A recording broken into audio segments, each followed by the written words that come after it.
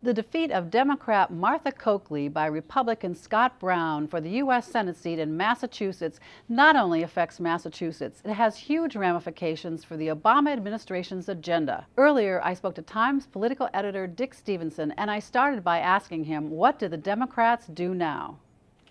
Dick, the loss by Democrat Martha Coakley to Scott Brown in the Senate race in Massachusetts has rocked both parties, of course, in different ways. Let's talk first about the Democrats and what they might be trying to do to recover from this. What can they do? Well, I think there are both short-term and long-term answers to that question.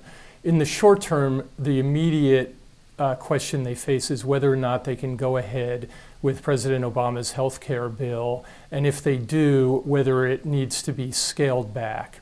That is a subject that will be intensely debated on the Hill and at the White House for several days. Then there's the question of political strategy going ahead for the midterm elections in November, and really it's probably not too early for people in the White House to be thinking about how Obama positions himself heading into 2012 in the wake of this. On that latter score, I think what you're going to see is probably a president who strikes, on the one hand, a much more populist tone that seeks to co-opt and channel the anger that was clearly being expressed by voters in the Massachusetts race, but at the same time makes a nod to some of the more conservative complaints that this race brought into starker relief, particularly when it comes to the country's fiscal condition and the need to attack budget deficits and the national debt. Already, you're seeing the White House taking action on both of those scores even before the polls closed in Massachusetts. Dick, it's so striking that you're saying this because certainly President Obama rode into office on some of those populist themes about Washington being mired in gridlock, about lack of transparency, about the state of the economy, about health care. How in such a short time did the tables get turned? Well, for one thing, the Democrats are in charge now. Obama got elected. To the degree that this was about anti-incumbent mood out in the country, and that some of that carried over from 2008, the Democrats are the natural targets here. They're in power, they are the incumbent party, and that voter anger is being directed at them now rather than at George Bush and the Republicans.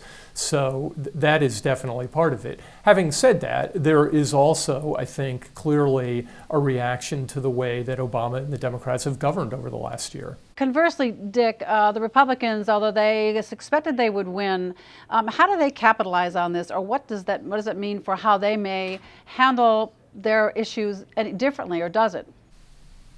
Well, to some degree, I think that this victory in Massachusetts by Scott Brown validates the Republican strategy in Congress over the last year of opposing Obama at every turn.